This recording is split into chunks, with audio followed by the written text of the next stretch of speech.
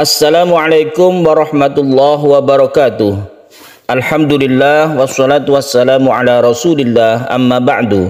Para pecinta Al-Quran yang berbahagia, pada kesempatan yang baik ini kita akan berlatih tartil Quran di surah Al-Hajj ayat 25, di mana di sini kita akan belajar cara baca yang benar sesuai dengan tajwid, dan ada beberapa yang perlu mendapat perhatian di bacaan-bacaan di surah ini ya. Mari kita simak bersama-sama. A'udzu billahi minasy syaithanir rajim. Bismillahirrahmanirrahim. Innal ladzina kafaru wa yasudduna an sabilillahi wal masjidil haram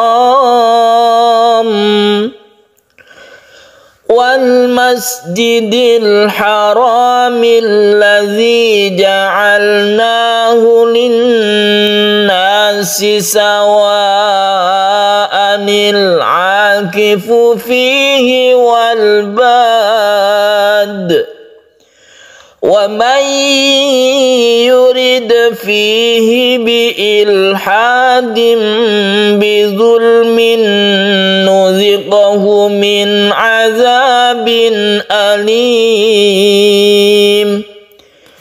Para pecinta Al-Quran yang berbahagia, kita mulai dari awal surat ini ya, sehingga kita bisa seluruhnya nanti kita bisa paham ayat ini.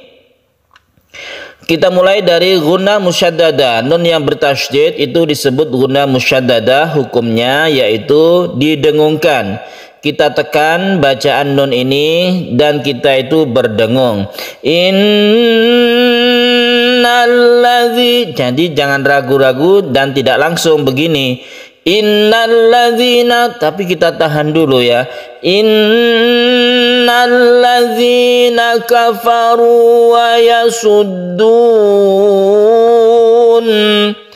Di sini kalau kita lihat ada waw sukun bertemu dengan waw, secara definisi ini disebut dengan idgham mutamatsilan ya. Apabila dua huruf yang sama bertemu, begitu idgham mutamatsilan. Tapi khusus ini tidak berlaku. Jadi ini merupakan pengecualian dari idgham mutamatsilain, di mana waw bertemu waw sebelumnya ada dhammah. Jadi kalau sebelumnya itu ada fathah, itu tetap idgham mutamatsilain.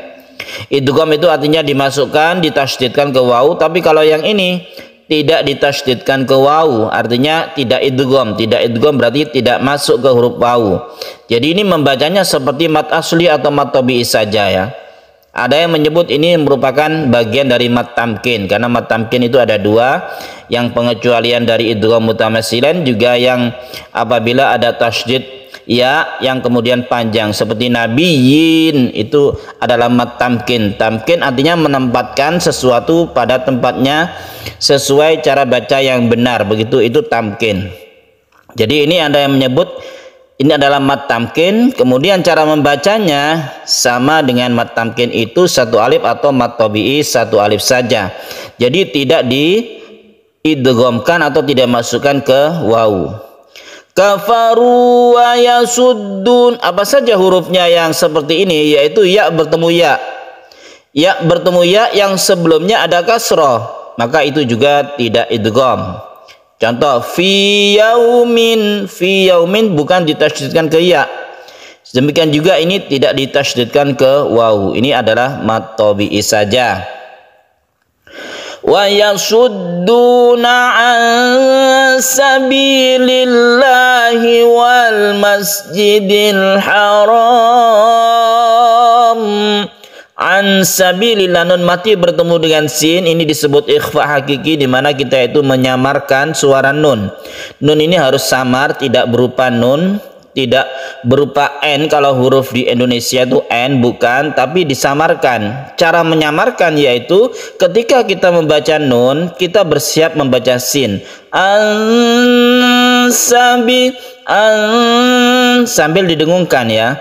Ansabilillah, lafaz Allah dibaca kasroh, lafaz Allah dibaca tarqiq maksudnya karena sebelumnya ada kasroh. Tarqiq artinya tipis, sabilillah bukan sabilillah, bukan sabilillah. Ini dibaca tipis, itu disebut dengan tarqiq atau muraqqaq. Kemudian wal masjidil haram ada al bertemu dengan mim, yaitu disebut izhar qamariyah. Kemudian ini juga al bertemu dengan ha, izhar qamariyah. Kemudian kita tadi karena tidak ada tanda wakaf, kemudian ini agak panjang tanda wakafnya, maka kita berhenti di sini ya, Masjidil Haram. Kemudian kita ulangi dari wawu bisa seperti ini. Wal masjidil haramil ladzi ja'alnahu linnas. Ja'alnahu linnas, ini kan hak dhamir ini. Hak dhamir yang apabila diapit oleh dua huruf hidup itu dibaca panjang. Tapi ini kenapa pendek? Ini bukan diapit oleh dua huruf hidup ya. Ternyata ja'alna, nah ini merupakan huruf mati. Maksudnya apa? Ini adalah na yang setelah na itu ada alif, itu aslinya. Alif disebut huruf mati, huruf sukun. Oleh karena itu hunya di sini meskipun hak dhamir ini tidak dibaca panjang.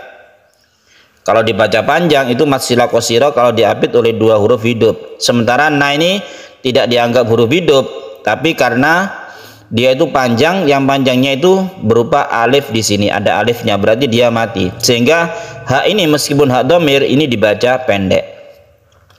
Linnasi ada tasydid nun, ini kita sebut idgham syamsiyah karena ini asalnya lam, kemudian ada al bertemu dengan nun. Jadi linnasi. Jadi alif di sini atau alifnya ini kalau di bahasa kita itu di skip ya. Tidak ditulis gitu cara penulisannya. Memang aslinya ini ada lam, kemudian ada alif, ada lam lagi. Ada alif lam. Ini tidak ditulis alifnya itu ya. Nah, kemudian kita yang penting dari ayat ini yaitu setelah ini ya. Ja'alnahu dari alladzi ya. Alladzi ja'alnahu linnasi sawa'anil akifu fihi wal bad. Nah, di sini kita menemukan ada fathaten, ada tanwin ya. Bertemu dengan al, sebagaimana kita sudah berkali-kali belajar bahwa apabila ada tanwin bertemu dengan al dan al itu merupakan hamzah wasol depannya itu, maka kita membacanya dengan memakai nun yang kecil ini. Nun yang kecil ini disebut dengan nun shogir, nun wiqayah, nun iwad, nun wasol ya, terserah namanya apa saja boleh, yang penting cara membacanya yaitu nun ini dibaca kasroh.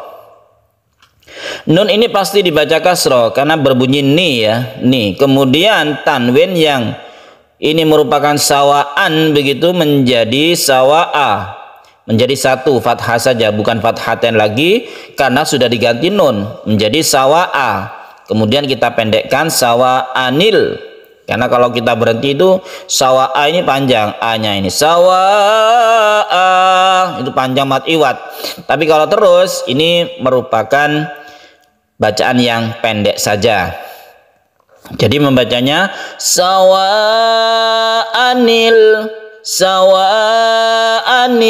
akifu fihi wal bad. Tapi ingat, nun ini bukan bagian dari tulisan di dalam Al-Quran ya, karena nun ini hanya cara membacanya. Cara membacanya sebagai ganti tanwin, karena tanwin itu suaranya juga n ya, suaranya n. Suaranya sukun nun, suaranya itu sama dengan nun. Jadi ini sudah diganti menjadi nun, seperti itu. Kemudian kita lanjutkan di sini kalau kita berhenti wal bad ini mad alif disukun, kita panjangkan sampai 3 alif tidak apa-apa. Wa may yurid fihi bi ilhad. Wa may yurid nun mati bertemu dengan ya, kita baca idgham bi gunnah, kemudian yurid. Yurid ini meskipun ada di akhir kata tapi dia itu masih di tengah ayat ya. Kalau di tengah ayat meskipun dia itu akhir kata tidak waqaf, maka ini qalqalah sugro ya, qalqalah sugro. Wa may ini idgham bi guna kita panjangkan, wa may menjadi i suaranya karena idgham bi guna itu bi guna artinya dengan dengung. Kemudian fihi, hi di sini hak dhamir juga. Kenapa dibaca pendek? Karena sebelumnya huruf mati seperti tadi itu. Yang tadi itu alif, yang ini adalah ya. Maka haknya dibaca pendek. Fihi bi ilhadim bi zulmin nuziq. Nah, di sini ada al ya. Namun perlu diketahui, al di sini bukan al ta'rif. Jadi dia ini merupakan hamzah kotok atau hamzah asli ya. Jadi ini tetap dibaca. Kalau ini merupakan al yang al ta'rif, itu tidak dibaca biasanya i-nya itu ya. Seperti billahi atau bilhamdi misalnya ya. Apalagi bil kitabi misalnya. Apabila ada bi kemudian alif lam, i-nya ini tidak dibaca. Nah, untuk ayat ini dibaca. Kenapa demikian? Karena ini bukan al yang al ta'rif, bukan al yang kita kenal dengan al ta'rif seperti al aqifu di sini atau al bad di sini ya. Kita bisa membedakan ini melalui Al-Qur'an Madinah. Al-Qur'an Utsmani itu di sini pasti ada hamzah kecilnya ya, hamzah kecil di bawahnya. Ini menunjukkan bahwa dia itu adalah hamzah kotok atau hamzah asli. Oleh karena itu ini tetap dibaca. Bukan kita membacanya bil hadin, bukan, tapi biil. Memang ini asli ya, asli kasrah. Biil hadim. Nah, mem ini bukan tanda waqaf ya. Ada mem yang tanda waqaf, itu ciri-cirinya itu ujungnya ini bukan ke bawah sini, tapi ujungnya itu ke samping. Kalau mem itu ya, mem yang tanda waqaf namanya waqaf lazim yang harus berhenti. Jadi ini bukan pemberhentian. Ini merupakan tanda iklab. Iklab itu artinya tanwin bertemu dengan ba yang suaranya itu menjadi mem. Jadi iklab artinya membalik suara tanwin menjadi mem. Dari tanwin atau nun mati menjadi mem mati. Itu merupakan ikhfa karena dia itu bertemu dengan huruf ba. Dan kita panjangkan ini ya. Bi ilhadim bi zulmin nuziqahu min azabin alim. Bi zulmin, tanwin bertemu dengan nun idgham bi guna. Kemudian nuziqahu, qafnya ini adalah qalqalah sughra, min azabin alim ini adalah izhar halqin. Nun mati bertemu dengan ain, tanwin bertemu dengan hamzah, ini adalah izhar halqi. Halqi artinya tenggorokan. Huruf-huruf izhar itu terdapat di tenggorokan sebanyak 6. Alim, ini hati-hati. Kalau yang ini ain, yang ini bukan ain juga, bukan alim. Kalau alim itu nama Allah. Alim artinya maha mengetahui. Kalau yang ini biasanya bergandengan dengan azab ya. Azabin alim, ini hamzah, bukan ain. Alim artinya azab yang pedih. Azabin alim. Jadi bedakan antara ain dan hamzah, antara a dan a. Ini harus kita bedakan. Karena kalau kita mengganti ain ini artinya bisa berbeda. Itu merupakan asmaul husna. Tapi kalau ini merupakan azab yang pedih, alim ya. Nah, ini disebut dengan mad arid disukun kalau kita itu berhenti di sini. Mad arid sukun bisa 1, bisa 2, bisa 3. Demikian penjelasan, kita ulangi dari depan ya. Innalladzina kafaru wa yasudduna an sabilillahi wal masjidil